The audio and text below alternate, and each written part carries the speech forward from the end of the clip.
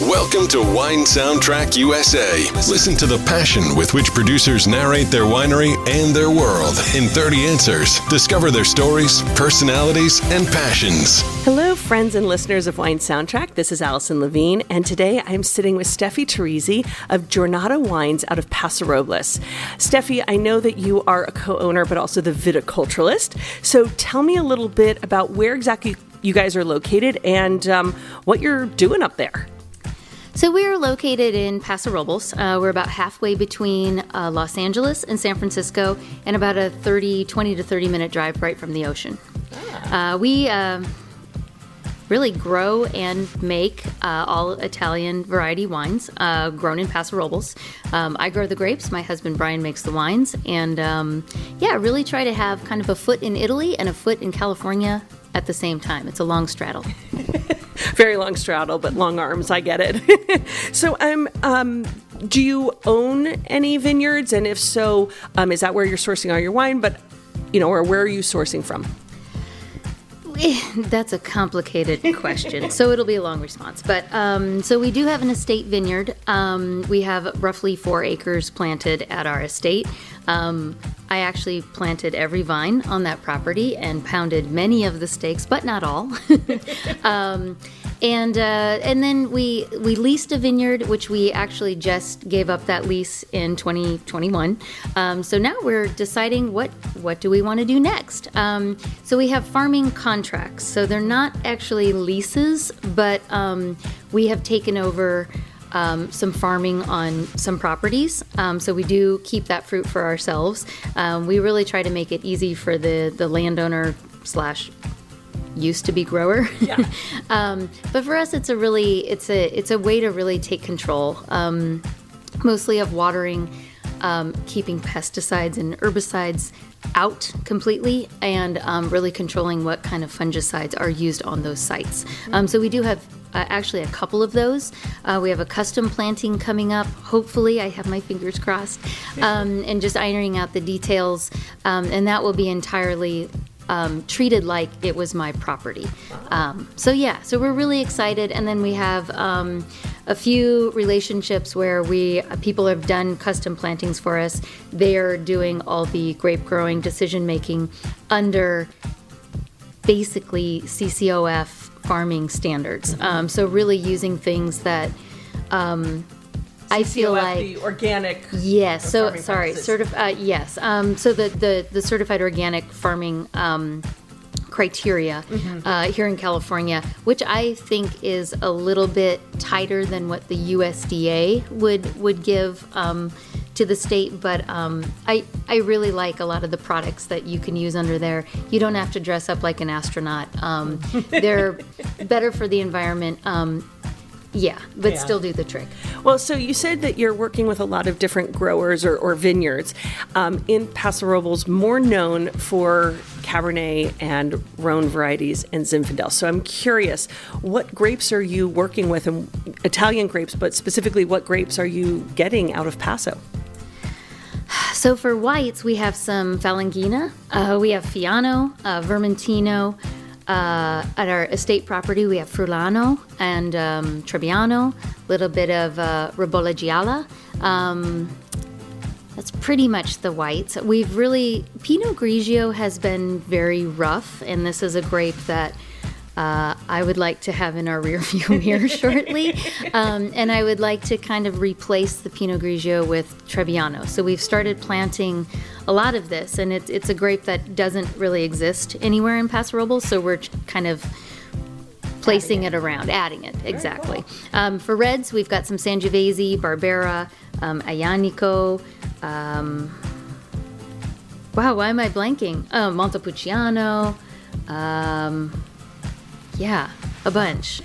Not what you would typically expect out of Paso Robles, but that's what's so fascinating. So what's your total case production?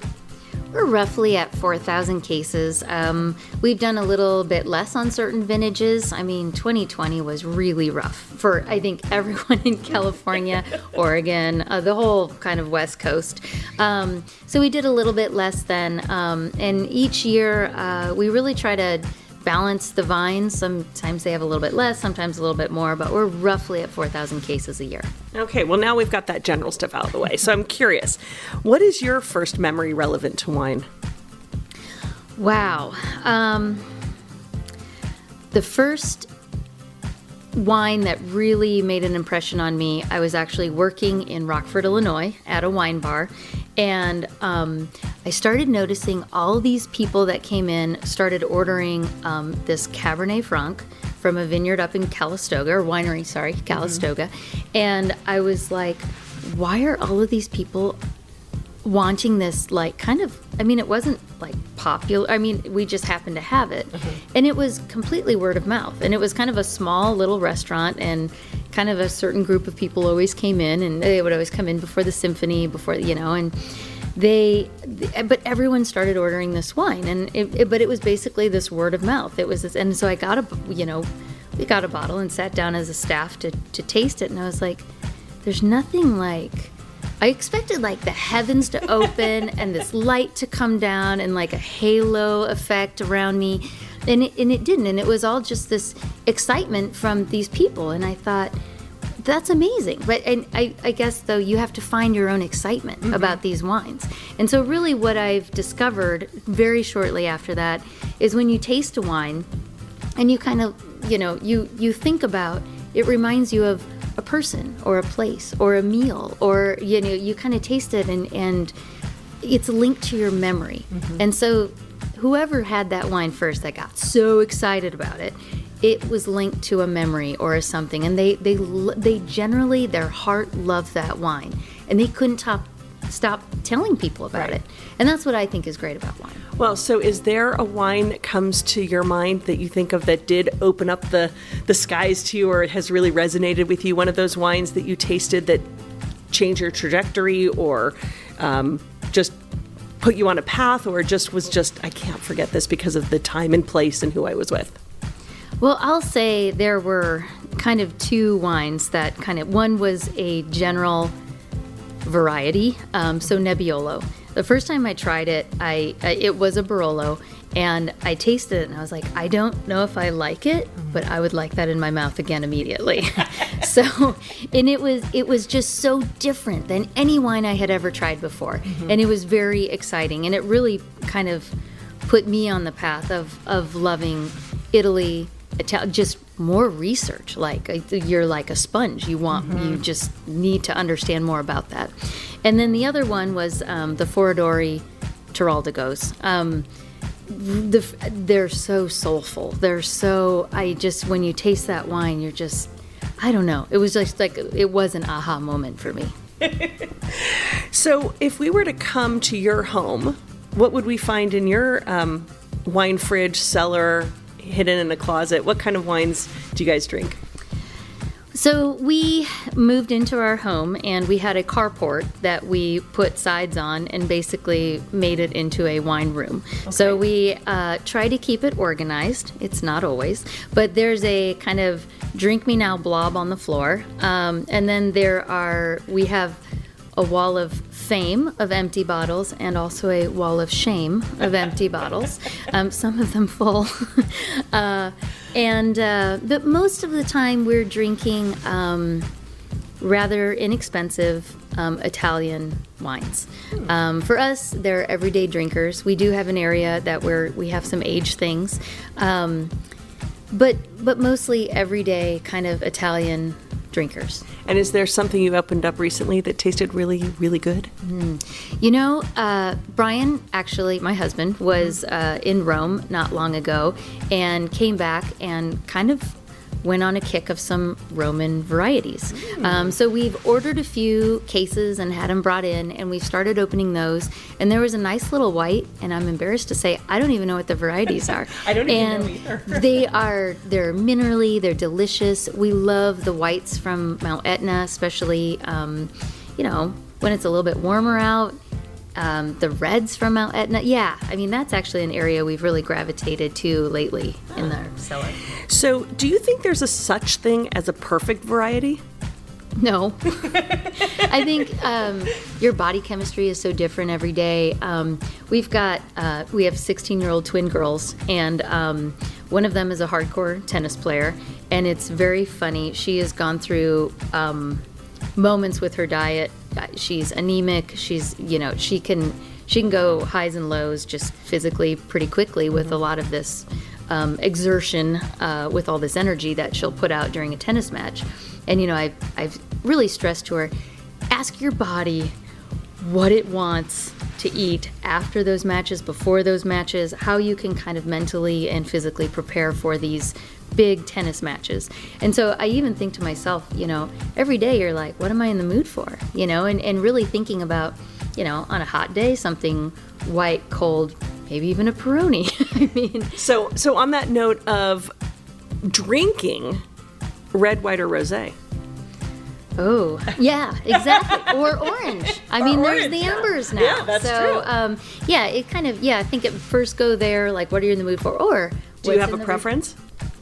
It does depend on the day. We have been drinking some orange wines lately. Some rosés, some whites, some reds. Equal opportunist. Right. It just seems like kind of those heavy oaky things are not in our lives right now. Yeah. And back to that question about perfect variety. Okay, so as a drinker, I hear what you're saying about, time and place. But what about as a viticulturalist? Do you think that there's a perfect variety? Oh, boy. Some things are easier than others. I've really liked the Trebbiano growing on our property. The clusters are really long. They're these kind of Carmen Miranda looking things, but small berries. But they're very full. They always weigh a lot. They fill up the bin really quick. I do love, as we're harvesting, I love hand-picking Grenache because your bin gets filled up so fast and you feel like you're accomplishing something really quickly. So kind of those big clusters always make people in the vineyard happy because as you're picking, you're just getting the job done really fast. Yeah. So, okay, now we're going to jump back to, again, the drinking part. Because you drink everything and you're an equal opportunist in your shades of wine, how do you approach food and wine pairing? Do you follow rules? Do you think that it's important to kind of go with the old, red wine and meat and white wine and fish, or do you have a different approach? I feel like again, it kind of depends on what mood I'm in, but I do think there are some of these ideas, and I really think with food and wine, you either go like with like or do the contrast, and those are kind of the two paths, and they, you start on that road, and whichever one you take, you kind of have to just stick with it. So when you make the decision, sometimes we actually had some overcropped Barbera last year, and we made a Barbera Bianco, and we actually just made a little white wine, just about 25 cases worth. And as we were tasting this kind of as a team, a couple of people were like, these would be great with seafood. It's got this almost like lime zest on your tongue to finish. It's a really fun little wine. And I took a sip, and the first thing I could think of, I wanted like fatty El Pastor tacos. Like, just eat that, and then that would just kind of scrape your tongue clean. So it's you either go like with like or contrast. Huh. You're making me hungry as I think about that. So, potentially controversial question, in thought-provoking, and I have a feeling your husband has stronger opinions about this one, but what's your opinion on wine critics and scores? And he's not here to give his opinion, so. Oh, he's not. It's interesting. And I for a long time, we actually resisted the whole, we were like, wouldn't that be hilarious if we sent Nebbiolo to, the Wine Spectator? Wouldn't that be, they'd give us like a 4. Like, is that possible? I don't. But as we looked at scores and even in coming out of Fresno State as, students, what I realized about the scores is you can understand where your palate lies. Like, for a long time with the Wine Advocate, I knew if it got a 96 or 97, I probably wouldn't like it. Mm-hmm. And if it had like a 90 to 93, that would be more my palate of something I would really like. Mm-hmm. As my third level somm when I worked in a restaurant, I also knew, some people, that's if it didn't have a 97 or if you said that this is the score this wine got, then some certain people would be more liable to buy it. So it depends what hat I'm wearing, if I'm the taster or if I'm, introducing someone else to the wine. I feel like it definitely has a value. Yes. Yeah. There's a time and a place, right? Just like the wine you want to drink. So for somebody who hasn't had the privilege of tasting Giornata wines yet, what do you think they're missing out on? Well, like I said, we've really tried to always be a bridge between California and Italy. We have definitely tried to keep some of the traditional ideas alive in our winemaking techniques. We use a lot of oak that strangely passes through Italy. We have the botti, the big style barrels, made with Slovenian oak.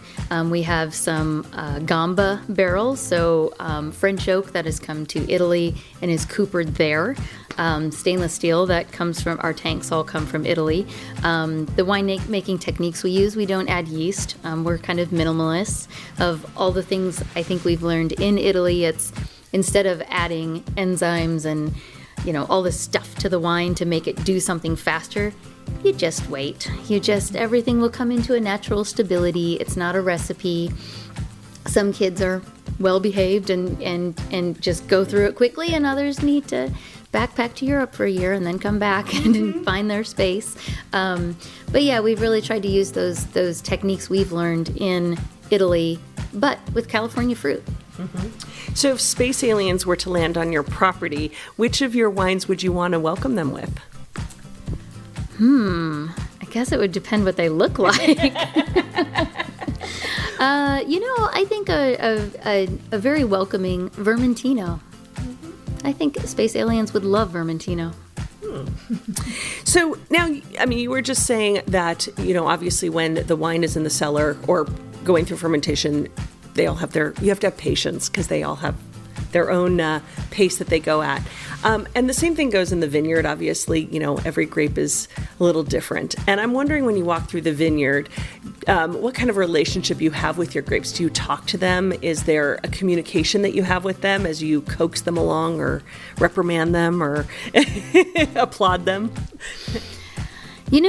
Typically when I walk through the vineyards, through the rows, you're kind of looking at everything, and you're basically, I'm never looking for the outliers. I'm kind of looking for kind of the basic thread of, what's going on right now. Does anything need to happen? Farming is an equation, and if you do something on one side, something will happen on the other side. Mm-hmm. So much like that minimalist idea in the cellar, I take that approach in the vineyard as well. And sometimes I've tried things where I'm like, this is going to be awesome, and it has completely backfired. And there are other times where I'm like, this is exactly what I think was going to happen. So most of the time, just like winemaking, is there a problem? Does everything look good? Thinking about the time of the year, do you need to do anything? And is now the proper time to do it? So are there any signs or predictors or omens that you look for that are going to tell you what a vintage might give you?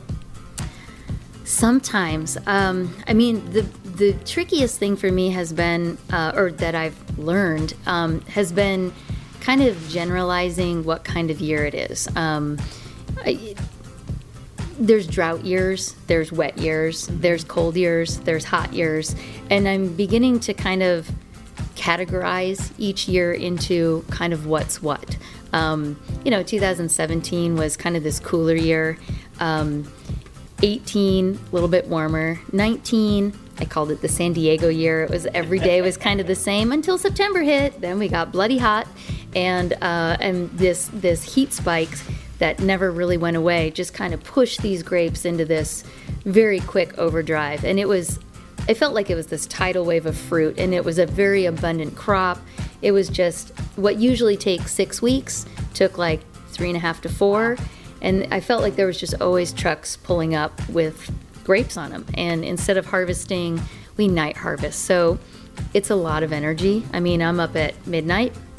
I'm to work at 1:30. I'm making sure we've got waters in the cooler for the guys. I go out to the field with them. Depending on how many people show up, I used to be, if there was a bigger crew that came, so 6 to 8 guys, I would be the dumper and pull out leaves and say, just pick as fast as possible, I'll clean it up. And if there was a small crew, like 3 or 4, then I would also harvest next to them, as well as do the leafing. But making sure all those guys, had some sugar in the morning, we would always bring out some sort of like little granola bars with chocolate chips in them and that sort of thing to keep them up and going.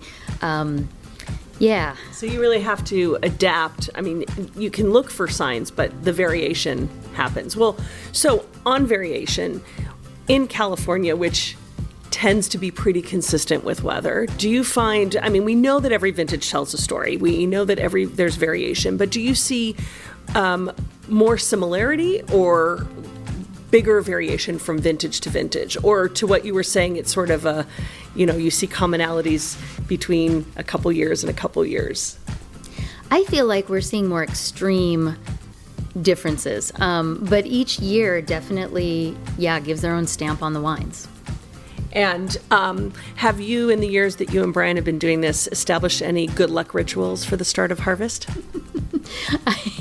That's a funny question. And I've gotten it before, and I always think about it, and like good luck socks, or I wouldn't say the beard, because you don't grow a beard, but Very true. Thankfully, I don't. I think I do seem to have like a pair of clippers that I actually like. Those are mine for the season. Like, and even though they get in a box kind of put together, like there's a pair that's mine, and that so I guess it's the clippers. Sometimes I give them little nicknames. Everything has nicknames, so yeah. So when you were little, what did you want to be when you grew up?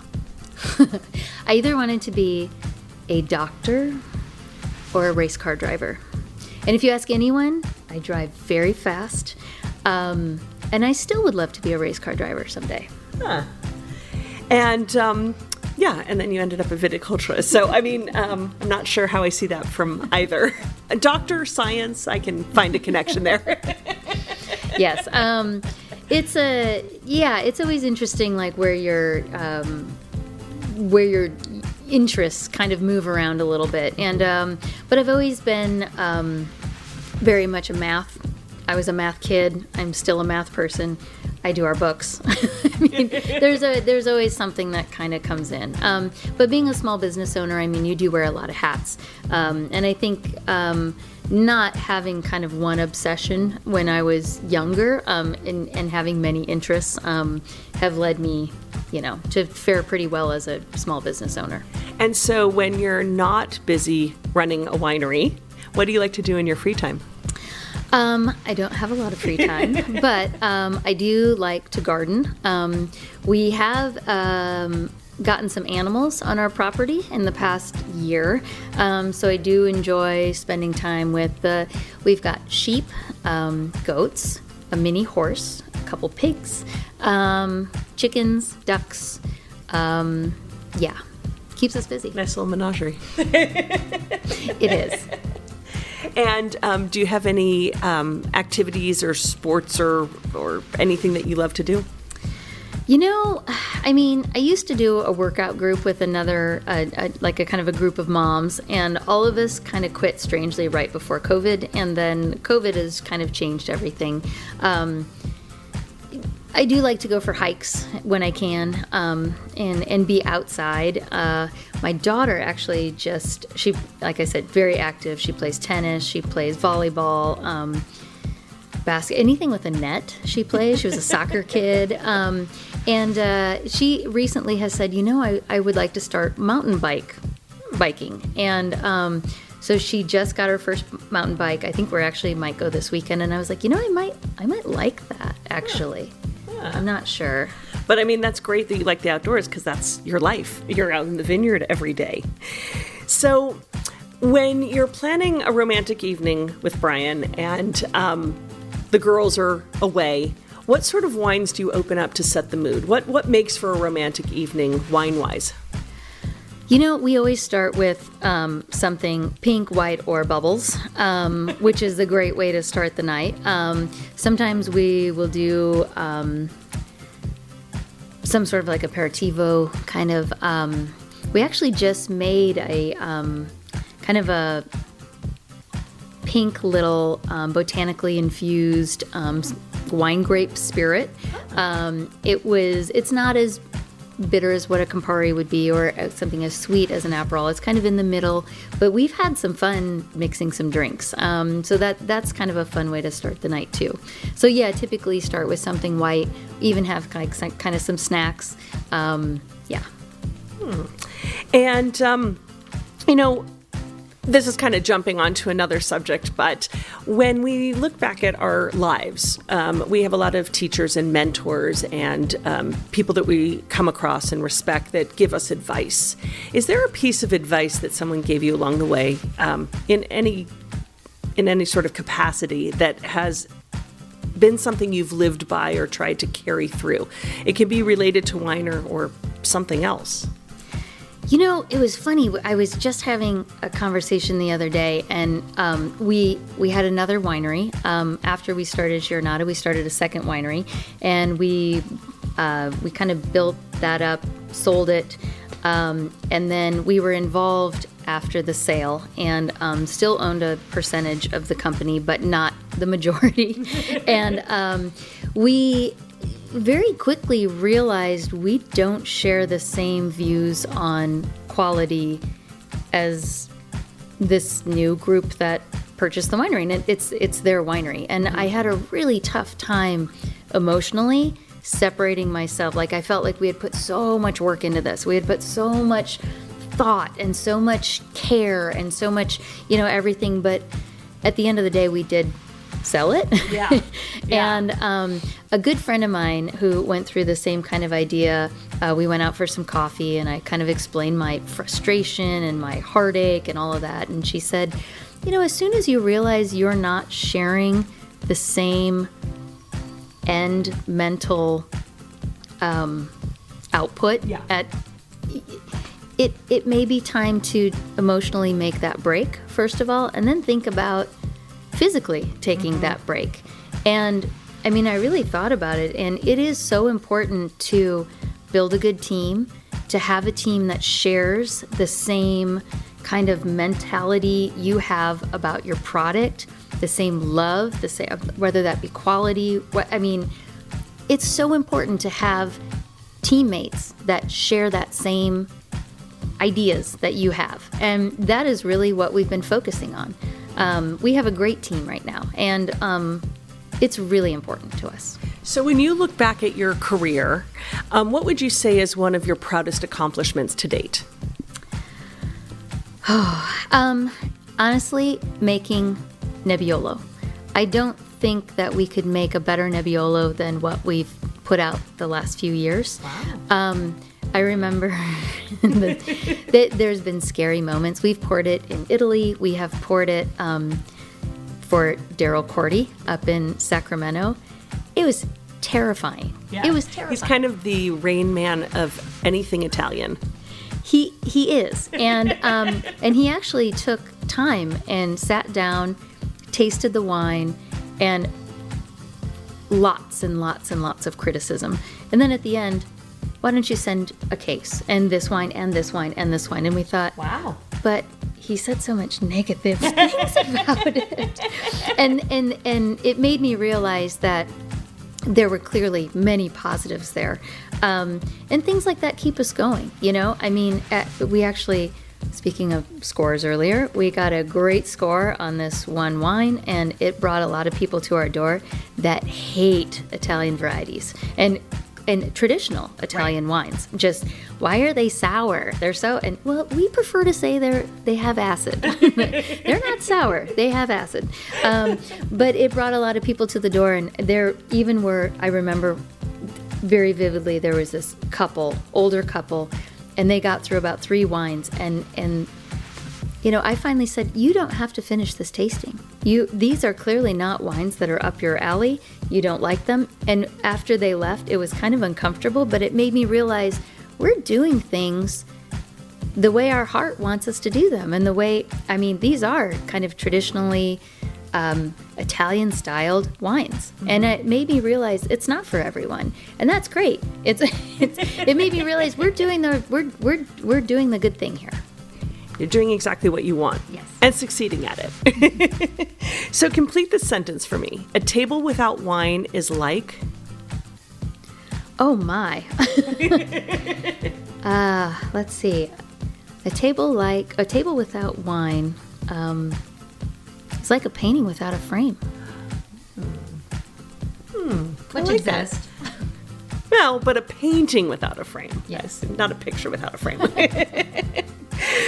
So, I want you to imagine a scenario. We're going to go Italian here. You're sitting at a table by a window. The paparazzi are lined up taking photos because they're very excited. Your wine's on the table. You're sitting there. Who's at the table? Like, if there was one person you could share a bottle of Giornata wines with, who would you want that to be? It could be living, deceased. It could be personal or famous. Oh my. These are hard questions. We're almost finished. You're almost there. It would be my husband. Oh. It would. It would. I think he, it's always funny. Can I change that? Of course. Well, it would be my husband. Of course, he would be there too. It would be Anthony Bourdain. That. He, I think when my husband and I met, he was such a part of our lives. I mean, the TV shows, the books, it was devastating. Yeah. When we got the news he was no longer making amazing shows. Yeah. No, absolutely. And plus his appreciation of culture and food and wine. I can imagine why drinking your wine with a dish would be amazing. He just found a way in any culture or place to bring food, drink, and people together from all different walks of life, whether it be political, racial, anything. Right. People could come together with food and drink. And you guys have accomplished that because, just to bring this in, you're also delicious pasta makers.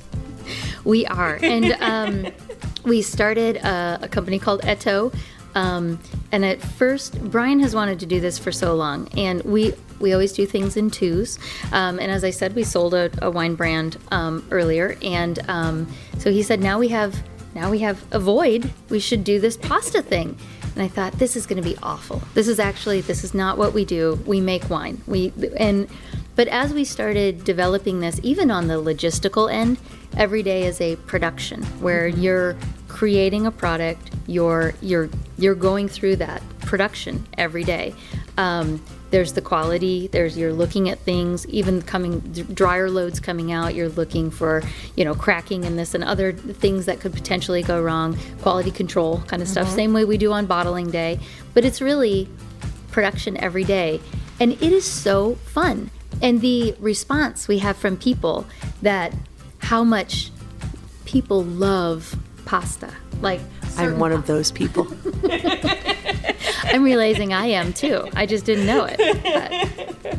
Well, so even better, you can share that imaginary table with Anthony Bourdain with Eto pasta and Giornata wines. It's a perfect pairing. Absolutely. So I'm curious if you were being sent to a deserted island or off to space, or I'm not setting the temperature here for you, just an isolated place, and you can only take 3 wines with you, what would they be? Oh, my goodness. Are there multiple bottles? I hope so. Sure, of course. And yes, there's refrigeration, there's ice, there's whatever you need. I would take a Mount Etna white with me for sure. Probably Barbera. From Italy or one of yours? It could be Italian. It would be the lunchtime style. The one that was just kind of, the drink me now, just whenever. It would go well. And then the third, I would take a Nebbiolo. And I'm not sure whose it would be. I mean, the Mon Privato, if I had to choose, and there was endless bottles, of course. That would be amazing. Because that would be your sit down, put some energy into cooking kind of wine. We've just gone through a whole meal with your 3 wines. So, for somebody who wants to taste your wines, where can they find your wines? How can they find it in the market, and how can they visit you? Our winery and pasta factory, Pastificio, is in Tin City. We're in Paso Robles. It's kind of a little wine industrial park. We typically taste by appointment. But we do have a lot of people that come and they put their hands on the windows and kind of look in, and I'm like, I can see you. And if we are there, we're happy to taste with people if it works with our schedule. And but yeah, we're by appointment at the winery, and the wines are also for purchase up at the market, at Eto Market. And yeah. And can your wines be found across the U.S.? We have a great relationship with several distributors, especially here in California. They're both in some retail shops as well, more higher end kind of wine shops, as well as restaurants. And we do have some distribution also across the United States, especially the East Coast, Massachusetts, New York, Maine, Rhode Island, Illinois. So that's my old stomping ground, so it's very important to me. Wisconsin as well. Yeah. So go out and find Giornata wines, but more importantly, come to Paso Robles. Go to the Pastificio, and you can purchase the pasta. You can also, it's like an Italian market, so if you're just craving to be in Italy but can't be in Italy, you walk into the store and you'll be transported for a few minutes or hours if you get lost in there. And while people might be planning their trip to Paso Robles, Steffi, what wine region is at the top of your bucket list to explore? I would love to go to Alto Adige. That's an area I haven't, and Friuli as well. We have not explored that region much. Umbria is another one. I have had so many people come to me, and I have actually taken them up in the vineyards, and we've looked over the hills, and several of them have said, I feel like I'm standing in Umbria right now. And I would love to go kick around in Umbria. We've been to Sicily and have not really kicked around on Mount Etna, and we actually just solidified that trip last week. So it's coming. It's coming. So it just hasn't happened yet. Well, I'm glad you're hitting one of your bucket list. That's still at the top of mine. Okay, you didn't get off that easy. It's time for our little game here. We're going to quickly pair a couple wines with music. Just what the wine or the grape kind of conjures, what you think it reminds you of. So the Space Aliens you were going to welcome with Vermentino. So let's start with that wine. Yeah. So what song would I? Song, artist, or genre of music. I almost feel like with Vermentino and Space Aliens at the same time, they would have to play Queen of some sort. I mean, just because it would be so bizarre. Yeah, all of that would work. And then of your island wines, a Mount Etna white, what kind of, what does the wine conjure up for you there?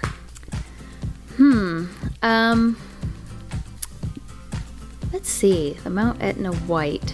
I mean, we're talking about a somewhat zippy wine, fresh, mineral, right? Yeah, it's my daughter has actually just moved off to Boston, and she's a ballerina, and so she's pursuing her dreams. And anytime that she would get in the car, she's one of those obsessive kids that, like, she obsesses over things, time and time again. And whenever I miss her, I've been listening to a ton of Harry Styles.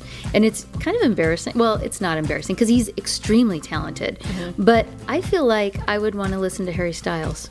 Oh, a little Sicilian white. And your Nebbiolo that Daryl Cordy critiqued and loved. Dinosaur Jr. The Where You Been album. Love it. I'll take the pressure off. I think you did well there. So again, just to reiterate, you've got your tasting room and the store, both in Tin City and Paso Robles.